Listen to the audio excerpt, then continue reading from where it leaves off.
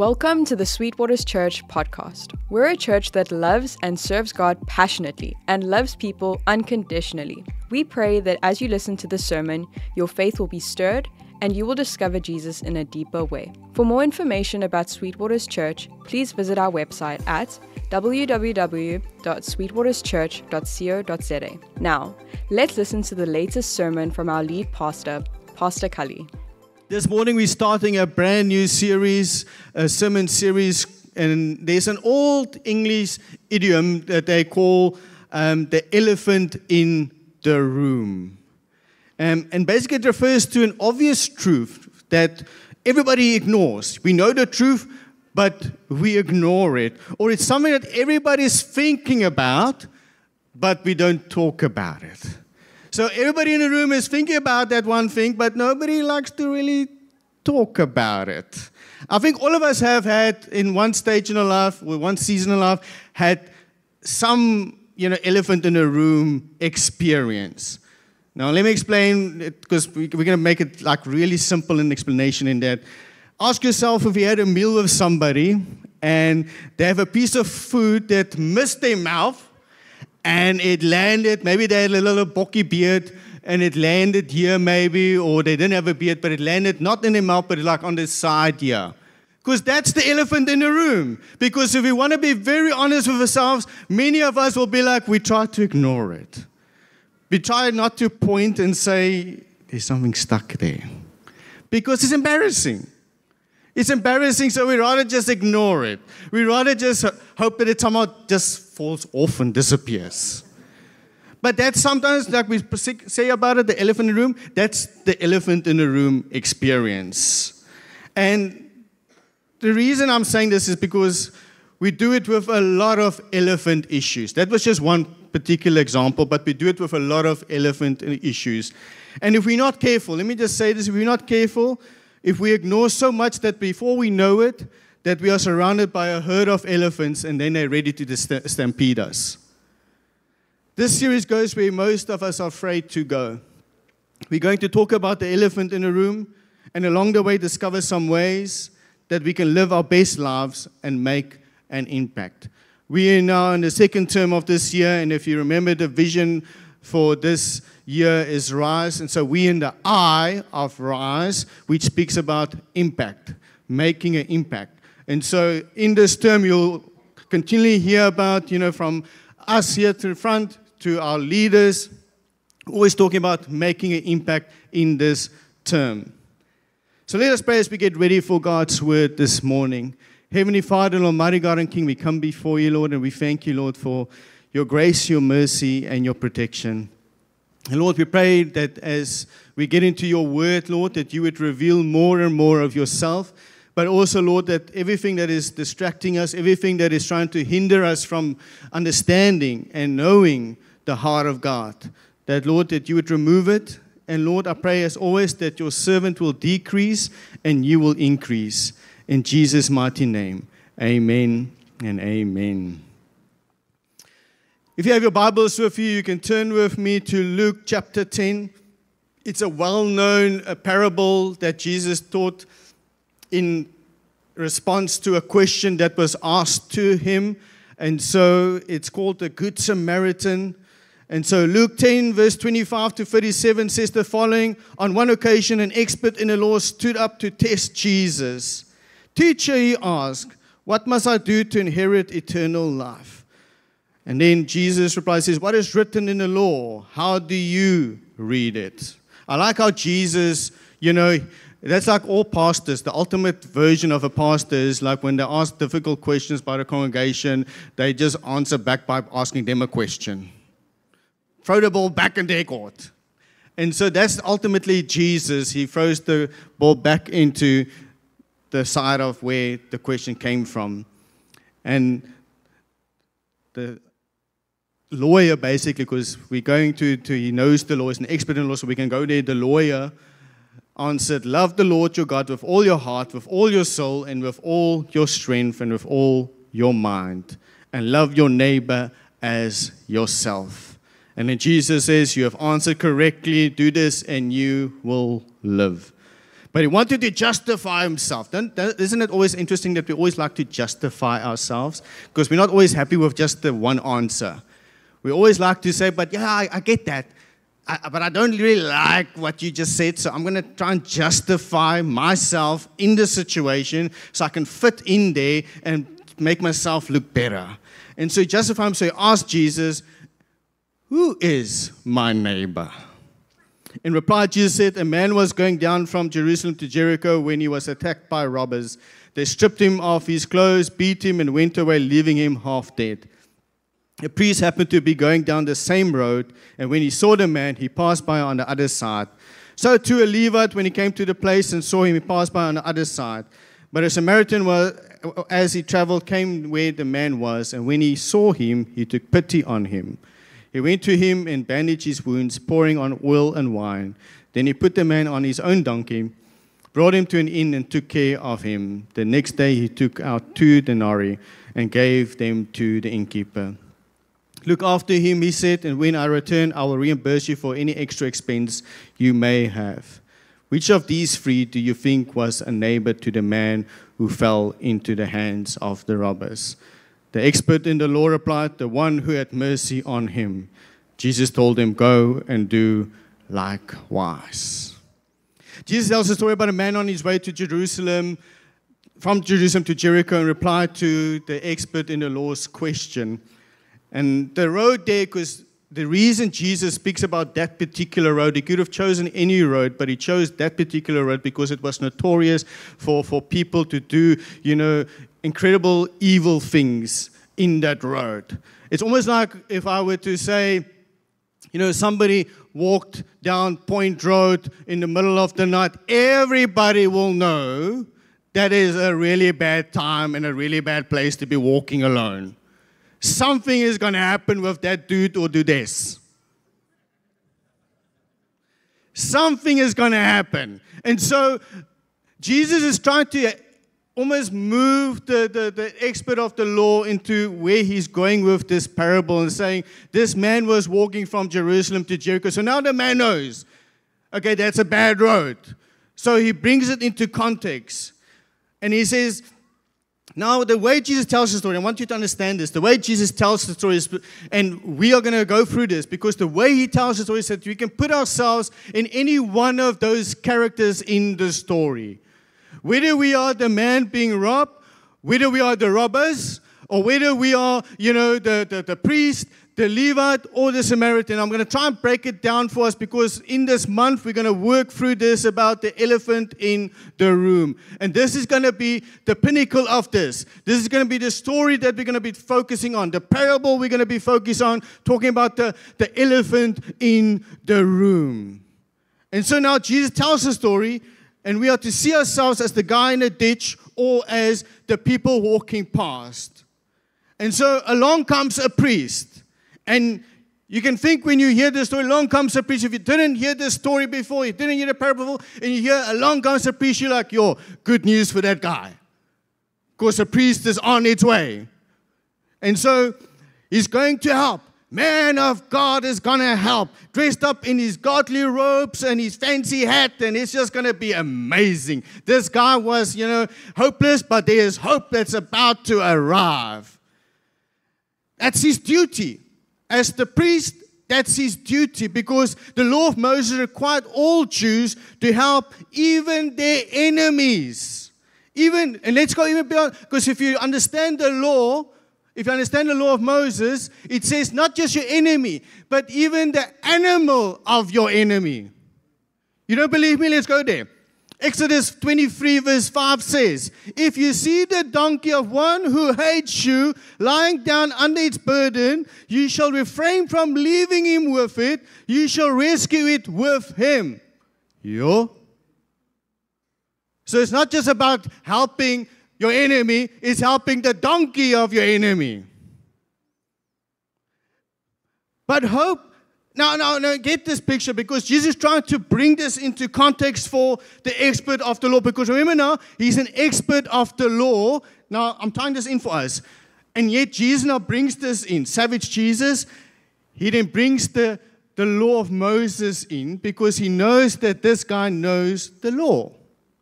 And so he hears that the priest comes by, and the priest ignores the guy. And the guy is like, I can only imagine being there. The guy can be like, what? Did I hear right? The priest walked past. And let me just say, when we read the story, we think about it like that road, because it says it was on the road. Sometimes we picture this road because it says that the priest passed on the other side. So we think about it, that's like the end to, Spaghetti Junction. Like there's 6 lanes, so the guy can easily move around and go to the other side. It's a narrow road. So literally that priest had to walk over him. He had to walk over him, so you cannot miss him. So you can imagine what this looked like for the expert of the law hearing Jesus say this. Maybe he didn't want to get involved. Maybe he thought it would be a trap that he fall into. Maybe he thought this guy had it coming, putting himself in danger like that, wandering around in this bad neighborhood. Maybe he didn't have time. See, if it was present time, if we looked at it present time, social media time, if it was a priest doing it now,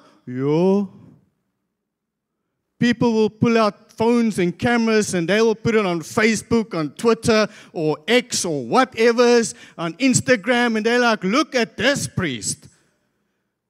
Look at that church.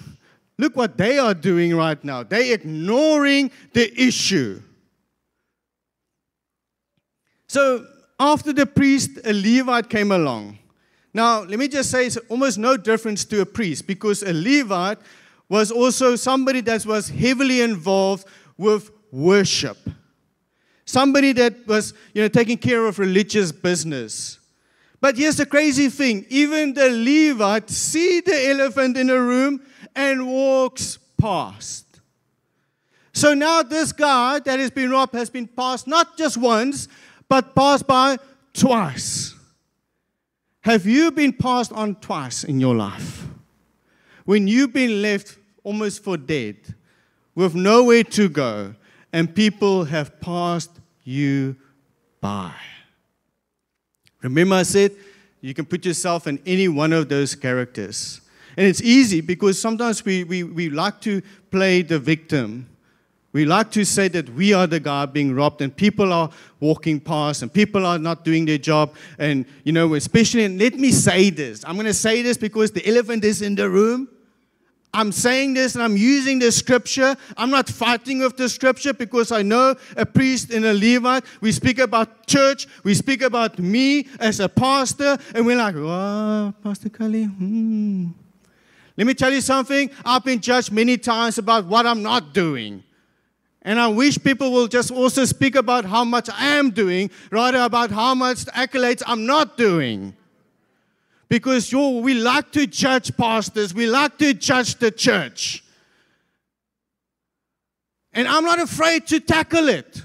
I'm not afraid for people to speak up and say, but I don't see you do that. Because give me a chance to say, yes, we do this. Yes, we do that. But don't just assume. Don't leave the elephant in the room and walk out. And let me just say, if you don't like how we do church here in Sweetwaters, you can go. I'm serious. But please, when you do go, take your elephant with you. There's not enough room here for more than one elephant. And please don't look at your spouse now. Some of you, I see you looking. Yeah. But I'm serious. I want to tackle the issues. I want to tackle the elephant in the room. I want to tackle, when we talk about politics, we talk about, things, we talk about Trump, we talk about, the VAT being raised, and we say, oh, we can't do that. We can't speak about that. Can I tell you, as a church, yes, we speak about it. Why? Because we need to pray about it. We can't be like, standing back and let, the government be run by an ungodly government and an ungodly person and an ungodly situation. We as a church have to pray that God enters into our parliament, into our government, into our ministers, and praise be to God, into our president. See, see, I want you to see this from my perspective also, because I'm tired of having to deal with the fact that, we're like, oh, but, we can't be speaking about this, we can't be speaking about that. Ultimately, can I tell you what I love about our church is we are a multicultural church, which means we have multi-cultures. Whether you are light-toned, medium-toned, or a little bit more toned, whatever tone you are, can I tell you the one tone you have is to worship God.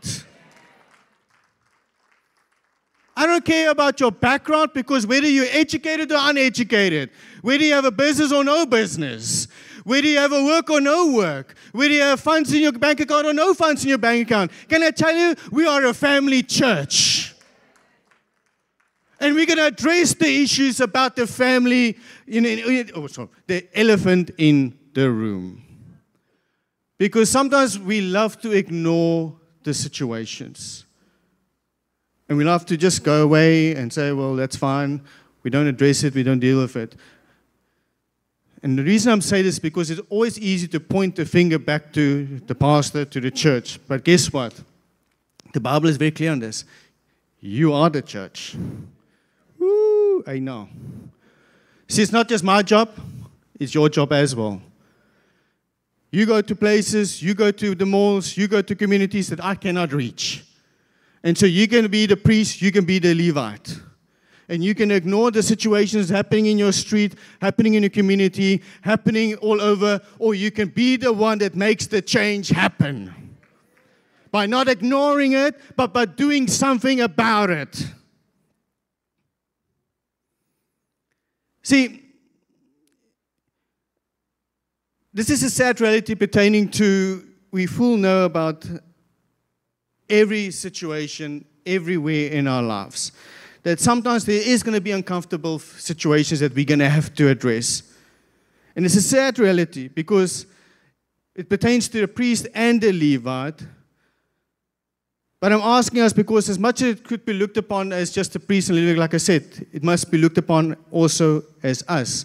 In what actions or what impact are we making or not making?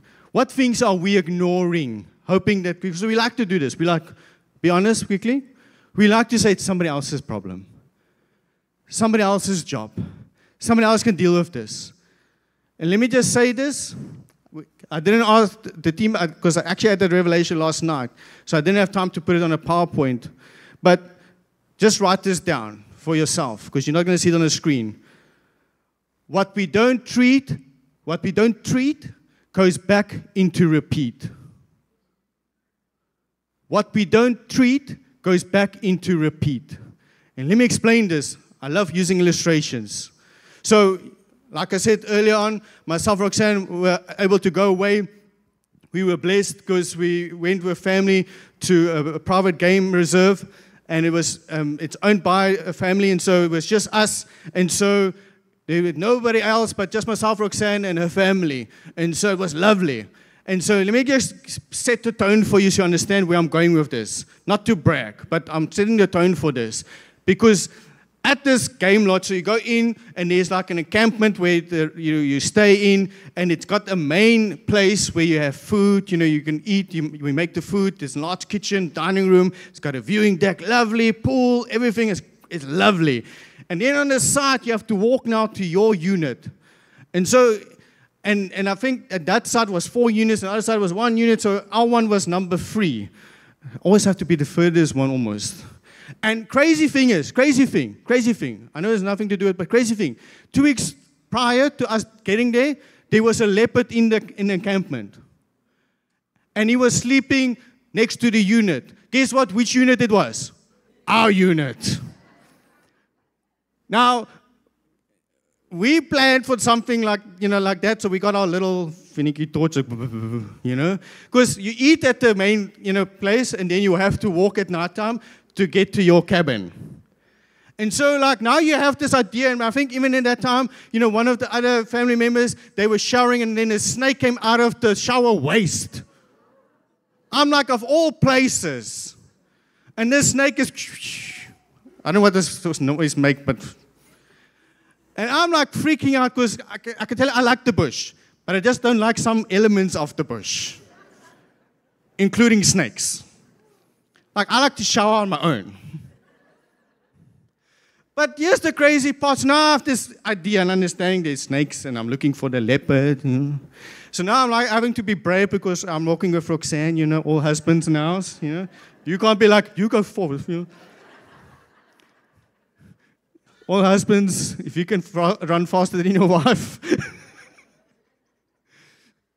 But so now we're walking, and I'm like, I'm trying to not shiver because, you got the torch. And I'm looking for eyes.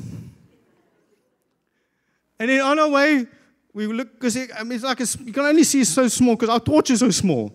And then all of a sudden, you see this, it looked like a massive snake. Like, that thing was huge. And I'm like, ooh. And I'm like trying to sidestep, and I'm like, what? And meanwhile, it's a branch that fell off the tree. But I'm scared, and so I just walk around it and carry on to the cabin. Next night, same thing. Go with the torch, get skrik because I think it's a snake. Move around it. 3 nights, I torture myself in this. Eventually, daytime, I walk past this thing, I'm like, Puma, Satan.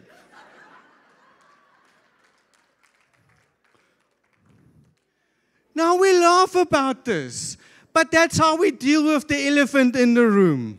It's there. You know it's there. Just remove it. Take care of it. Take care of the issue. It's going to cost you nothing.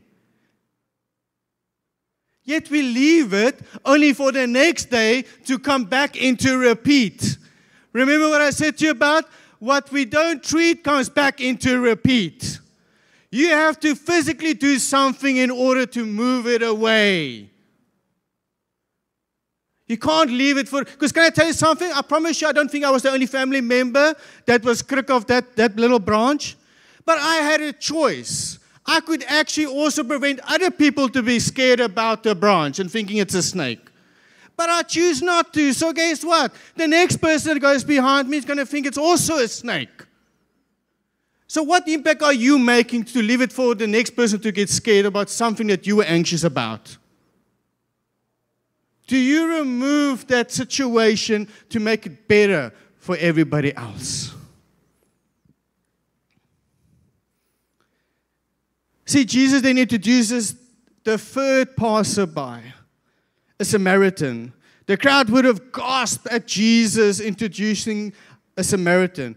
Not a priest, not a Levite, an Israelite, but a Samaritan. Now, the reason the people were gasping at this when Jesus all of a sudden introduces a Samaritan is because Jews did not like Samaritans. They did not like Samaritans. See, they actually hated each other on both sides. When one Jewish person called another Jew a Samaritan, it was the biggest insult you could make. But here's the crazy part. Jesus introduces the Samaritan, but he uses a word there about the character or the feeling, the emotional situation the Samaritan felt when seeing that person that has been robbed and left half dead. And the word he's using there is pity, but the Greek word there is called splagma. Splagma. And we translate it as compassion. But in Greek it means pity from the deepest soul. Pity from the deepest soul. Jesus is talking less about an action you choose and more about an emotion you can't control. The word even sounds like what it means. A love so deep, seated that it comes from your gut. Like it's, when you see something that it draws your compassion, like it does something here. Like you feel it, like it's an emotion that you cannot control. This man, this Samaritan, was moved in his soul. When he saw him, he took pity on him. He didn't close his eyes to the need like the others, and like so many people, they just close their eyes hoping that it will just go away. He chose to see the need. And that's what Jesus does. He sees the need. Matthew 9:36 says, when he saw the crowds, he had compassion, there's that word, for them, because they were harassed and helpless, like sheep without a shepherd. So here's the incredible thing. If you now, on that character of that man being left in that road, I've got some incredible news for you. God is not after rule followers. He wants people who love like He loves, who responds like He responds. And that's the kind of change that can't be produced by law. It can only be produced by a radical experience of grace. Coming back to the stick story. See, I could be graceful and taking the stick away and allowing the other family members not to experience fear in their life.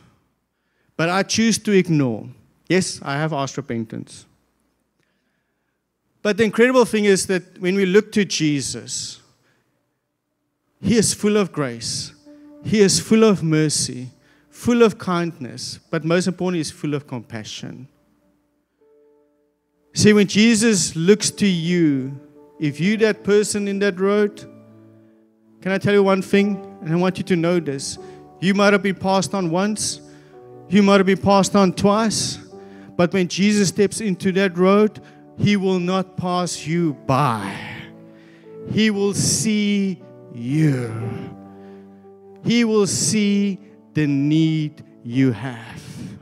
People might have seen you and looked the other way, and they might have even judged you and says, that's your fault. You knew what was coming. You knew you shouldn't be doing this. You knew you shouldn't be walking there. You know you shouldn't be in that relationship. You know you shouldn't be dating this person, that person. You know you shouldn't be going into this, financial situation. You got yourself to blame for this. So guess what? Guess what? Can I tell you? That's man. But when it comes to God, God does not do this. God does this. He reaches out. And so this morning I want to leave you with a few things here. Because I recently came across a video of a young person helping a sheep out of a narrow ditch which had been dug to lay some pipe along the side of the road. Thankfully, the boy was able to free the sheep. But as soon as he did this, as soon as he freed the sheep literally took 2 steps, bloop, back into the ditch. And the boy could have been like, oh, seriously, sheep? But the boy went back and helped the sheep again. The reason I'm telling you this story is because sometimes we do this. Sometimes we get the help. God rescues us out from a place of where we were enslaved and things that called us bounded and things. And then we go through a week and then it was great. And then we go into a tough week. And then we get into the 3rd week, which is a bad week. And then we go back into the ditch. And then we think, oh, well, God saved me once. He's not coming back again. But here's one thing I want you to understand. There's 3 things here. Firstly, God's people are called sheep. Me and you are called sheep. Psalm 100 verse 3 says, we are His people, the sheep of His pasture. Secondly, it made me think about John 10:11, where Jesus describes Himself as the good shepherd who lays down His life for His sheep. See, it's not bad to be called sheep when you know that your Savior will lay down His life for His sheep.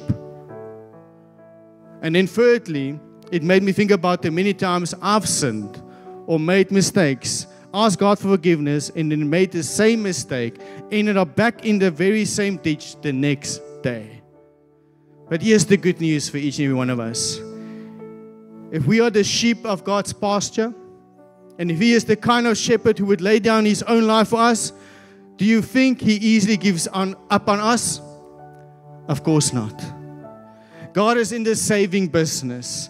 He is in the forgiving business. He is in the transformation business. So I hardly think He gets tired of our weaknesses, because in our weaknesses, we see His strength. Maybe you're not in the ditch, but you're passing by and see that you can make an impact on the road. Your community, your church. Do you ignore, just walk on by, or do you stop and make a difference? Martin Luther King Jr. in his last sermon talked about this parable and said, we should always be asking not what will happen to me if I don't help, but what will happen to them if I don't help. And so I ask this question for each and every one of us as we're in this term of making an impact. What impact are you ready to make in your community? What impact are you ready to make in your church? Because we need impact makers.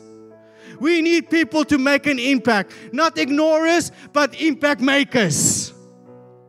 Are you ready to make an impact, church? Are you ready to occupy your streets, occupy your church, occupy your community, and share the good news of Jesus that laid down His life for each and every sheep? Okay, that's 5 of us. We'll go there later. But here's the crux of it all. Because Jesus identifies Himself as the Good Samaritan. Because remember right in the beginning, the expert of the law says, who is my neighbor? Because remember, He wanted to justify Himself. The word said He wanted to justify Himself. Because He wanted Jesus to say, your neighbor is somebody that is like you. Somebody that you're comfortable with. Somebody that you're acquainted with. But that's not what Jesus is referring to, your neighbor. Because that's why Jesus introduces the Samaritan. He didn't introduce a Jew, He introduces a Samaritan, because it's somebody that is completely on the opposite side. And so you might not like the person that is supposed to be your neighbor. You might not like the uncomfortable situation that you're facing with your neighbor. But look around you. You have many neighbors. You have people that don't look like you. They don't dress like you. They don't drive the same car as you. They don't live in the same house as you. They might not even live in the same community as you. But they are still your neighbor. And that is what Jesus is telling us this morning. Your neighbor is not just somebody that you acquaint with.